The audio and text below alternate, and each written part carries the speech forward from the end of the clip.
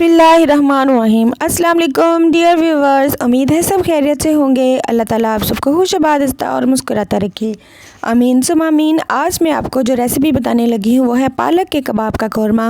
मेरा दावा है कि ऐसी रेसिपी आपने पहले कभी ना देखी होगी ना सुनी होगी।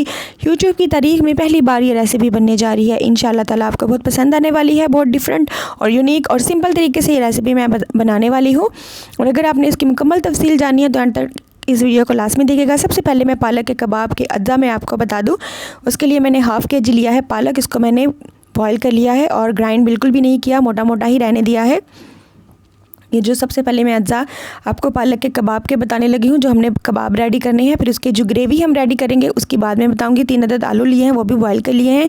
और 1 कप के बराबर चिकन लिया है, वो भी मैंने बॉईल कर लिया है। एक दरमियाने साइज़ का प्याज है, अदरक लहसुन का पेस्ट है और ग्रीन चिली का पेस्ट है। बेसन मैंने 2 टेबलस्पून फ्राई कर लिया था। और ग्रेवी के लिए लिया है मैंने 3 प्याज, 2 टमाटर, हाफ कप दही। पालक के कबाब के लिए जो स्पाइसेस हैं वो हैं नमक, हल्दी, सुरख मिर्च पाउडर, काली मिर्च, गरम मसाला, सूखा पिसा हुआ धनिया, सफ़ेद ज़ीरा। ये हम पालक के कबाब में सारे स्पाइसेस ऐड करेंगे। और ग्रेवी के लिए इस्तेमाल किया है मैंने 1 गिलास यखनी। जो मैंने चिकन बॉयल किया था उसे ही यखनी मैं इसमें यूज़ करूँगी। तो चले अब हम रेडी करते हैं पालक के कबाब। सबसे पहले एक बाउल में मैंने लिए हैं 3 अदद आलू बॉयल किए हुए हैं। उनको मैं मैशर की मदद से अच्छी तरह से मैश कर लूँगी। और फिर हम इसमें बॉयल किया हुआ पालक और बॉयल किया हुआ चिकन शामिल कर लेंगे। चिकन के मैंने अच्छी तरह से रेशे कर लिए थे इस तरह से, ये देखें। और फिर इसके अंदर अदरक लहसुन का पेस्ट, ग्रीन चिली का पेस्ट, कुटी हुई जो प्याज है बारीक कट की हुई और बारीक कट की हुई हरी मिर्च है, सारे स्पाइसेस जो मैंने आपको बताए हैं। और 2 टेबलस्पून मैंने इसमें बेसन शामिल किया है। बेसन को मैंने तवे के ऊपर फ्राई कर लिया था, तो इससे खुशबू बहुत अच्छी आती है। और पालक के जो कबाब के अंदर अगर हम इसको डालेंगे तो इससे बाइंडिंग बहुत अच्छी होगी, पालक के कबाब बिल्कुल भी नहीं टूटेंगे। तो इस तरह से देखें सारे स्पाइसेस को, सारे अज्जा को मिक्सचर जो है वो ये है आपके सामने। बहुत ही ज़बरदस्त और ख़ूबसूरत सा हरा भरा सा ये मिक्सचर लग रहा है। तो अब हम इसके छोटे छोटे से कबाब बना लेंगे। अगर आप चाहें तो आप राउंड शेप में बना लें, चाहें तो आप इसको जूलियन शेप में बना लें। मैंने इस तरह इनको लंबाई के शेप में बना लिया था छोटे छोटे से।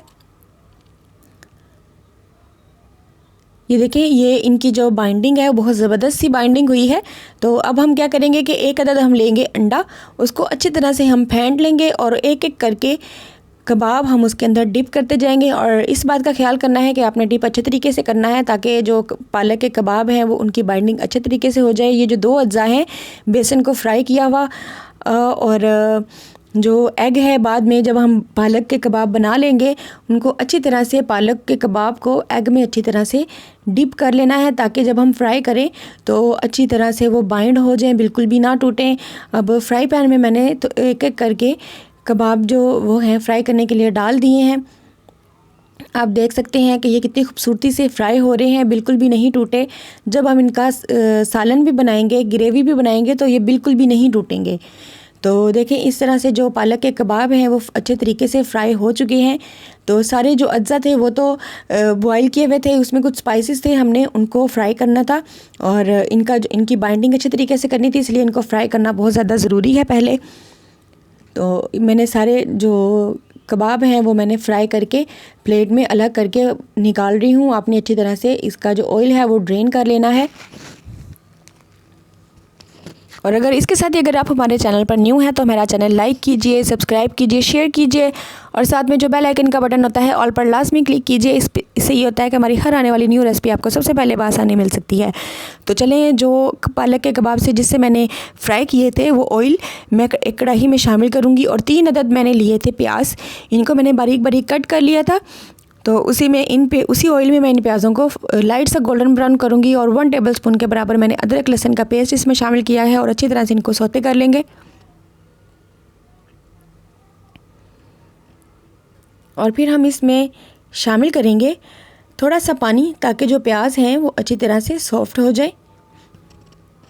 हमें एक कौरमे की ग्रेवी चाहिए, इसको ग्राइंड करने की या पीसने की बिल्कुल भी ज़रूरत नहीं पड़ेगी।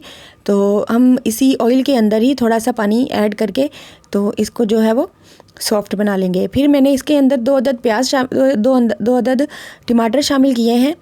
टमाटर को भी बारीक कट कर लिया है और फ्राई करते करते हमने इनको साथ साथ थोड़ा थोड़ा पानी भी ऐड करते जाना है ताकि जो सारे प्याज और टमाटर हैं वो बिल्कुल सॉफ्ट हो जाए और हमें कौरमे की एक अच्छी सी ग्रेवी मिल सके। इसके अंदर मैंने अदरक लहसुन का पेस्ट भी शामिल किया था पहले, और फिर ग्रीन चिली का पेस्ट और स्पाइसेस मैंने इसमें शामिल किए हैं, नमक, हल्दी, सफ़ेद मिर्च, सुरख मिर्च पाउडर, और इनकी हम अच्छी सी ग्रेवी तैयार कर लेंगे इनको फ्राई। तो देखें ये बहुत अच्छे तरीके से हो रही हैं फ्राई। साथ साथ चम्मच बराबर हिलाते जाएं ताकि ये जो हम प्याज और टमाटर का मिक्सचर रेडी कर रहे हैं, ग्रेवी रेडी कर रहे हैं, या आप इन्हें सॉस कह लें, वो अच्छे तरीके से फ्राई हो जाए, साथ ना लग जाए। अब हाफ़ कप के बराबर मैंने दही लिया था, वो मैं इसमें शामिल कर रही हूँ। इससे बहुत खट्टा सा टेस्ट आएगा और अच्छा जायका आता है इससे। तो देखिए ऑयल जो है वो ऊपर आना शुरू हो गया है। अब 1 गिलास के बराबर मैं इसमें यखनी शामिल कर रही हूँ। यखनी से ग्रेवी बहुत अच्छी बन जाती है और टेस्ट भी बहुत अच्छा आता है। तो देखें थोड़ा सा ये गाढ़ा होता है, तो मैंने इसमें शामिल कर दिया है हरा धनिया ताकि इसका भी फ्लेवर इसमें अच्छी तरह से मिक्स हो जाए। कौरमा की जो ग्रेवी है वो अच्छी तरह से हो गई है, बिल्कुल तैयार।